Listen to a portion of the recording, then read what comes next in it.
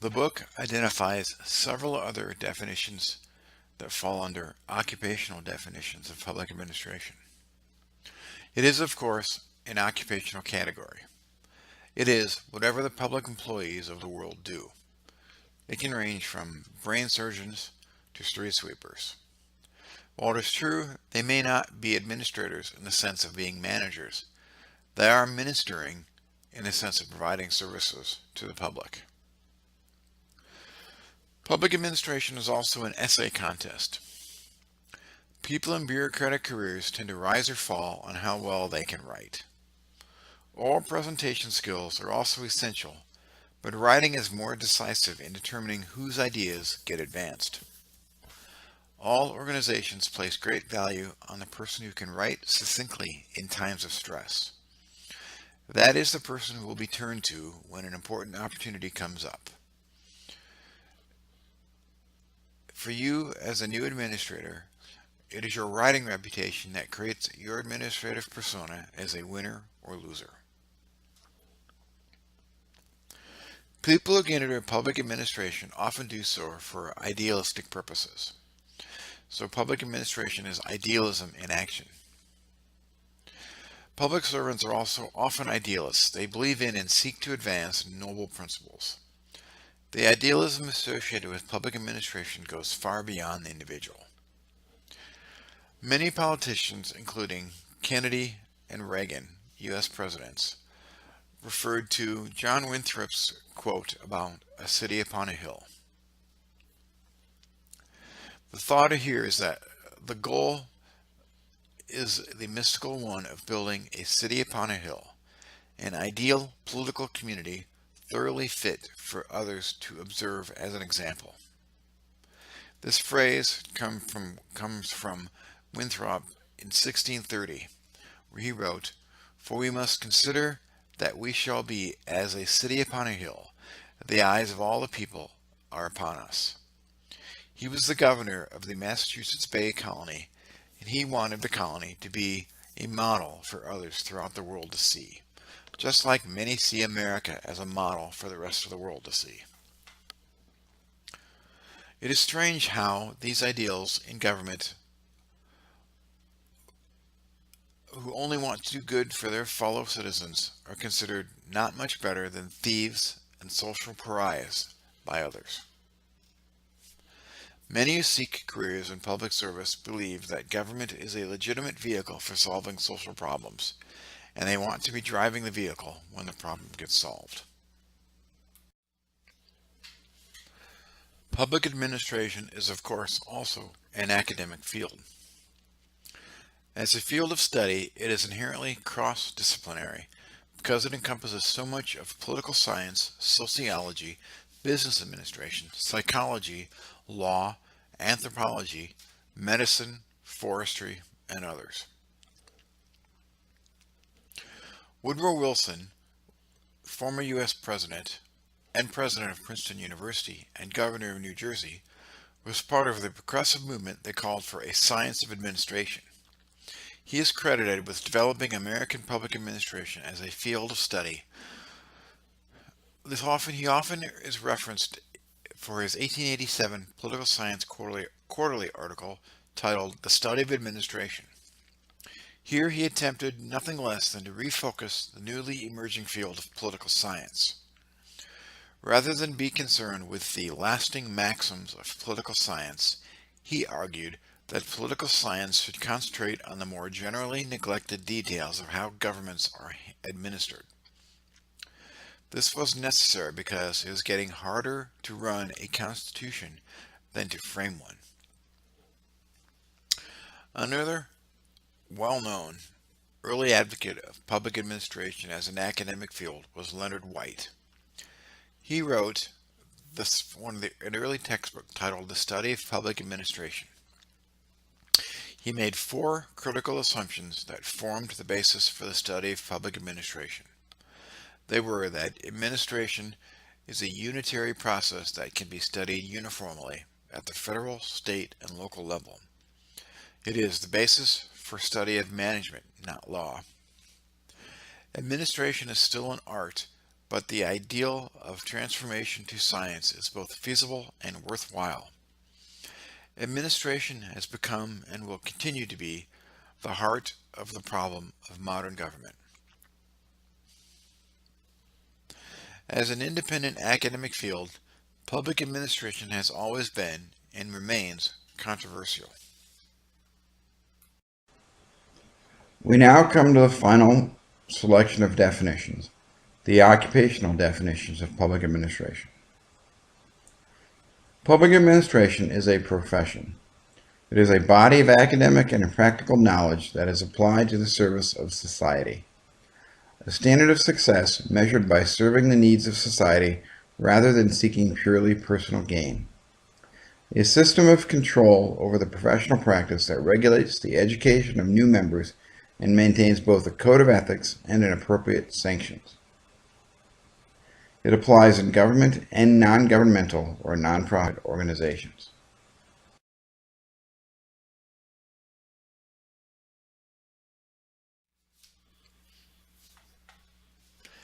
The administrative institutions that we presently have could so easily have been dramatically different. For more than 2,000 years, and well into the 20th century, eunuchs, males with their external sex organs amputated, were the public administrators of choice. Why, do you ask?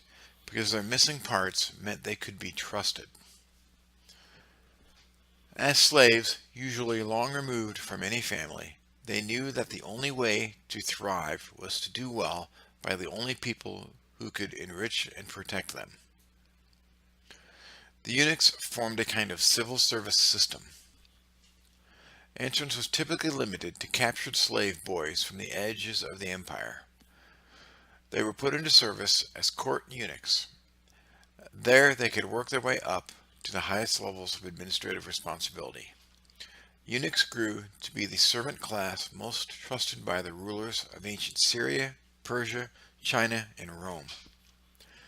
The last of the traditional bureaucrat eunuchs were still to be seen in imperial China and the Ottoman Empire only a century ago.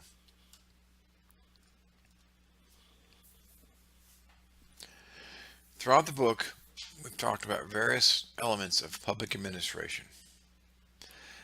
There is more or less universal agreement that organizational theory, bureaucratic behavior, personnel management, public finance and budgeting, policy analysis, program evaluation, and administrative ethics, and other topics are essential to the basic understanding of the field. Let's take a moment to talk about privatization from Chapter 3 in the book. In recent years, there has been great pressure to privatize government services whenever possible. This is thought to be more economical and in some believe will provide better services than if provided directly by the government. There are two kinds of privatization. There is the private provision of services such as police, fire, ambulance, or garbage collection. They are public in that they are available to anyone who can pay for them. The second kind is to return to the private sector property or functions previously owned or provided for by government. Again, the belief is that the private sector can perform and provide services more efficiently and at a lower cost than government. There are three forms of privatization.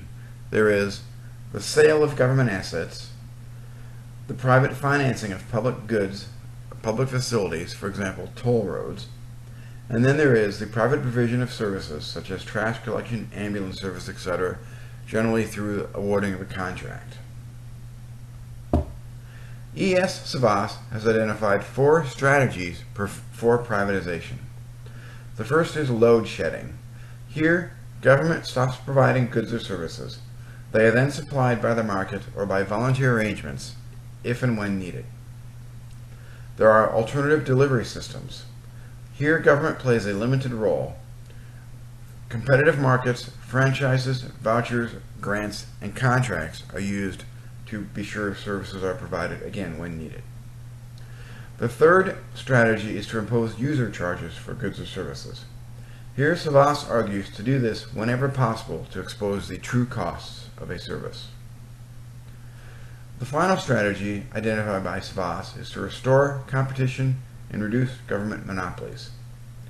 But to accomplish this requires a conscious strategy of creating alternatives and fostering a receptive climate in favor of giving citizen consumers options for public services.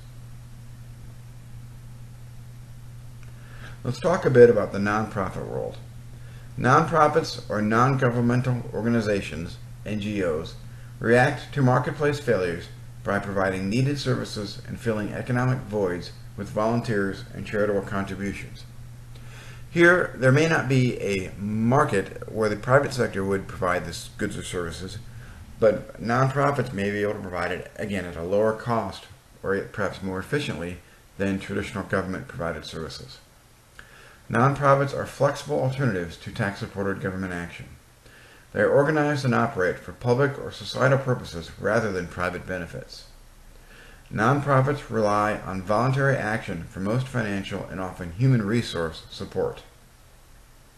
Nonprofits may range from very small grassroots organizations that are created for specific local purposes to large multinational organizations that provide services on a global scale, such as the Red Cross. The George W. Bush administration pushed efforts to include faith-based organizations in the awarding of government contracts.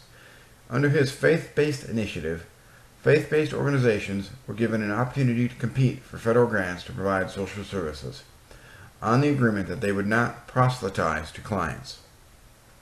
Under the Obama administration, he has continued the faith-based initiatives but imposed additional constraints. Here, they could not discriminate in hiring, and they could only provide secular services.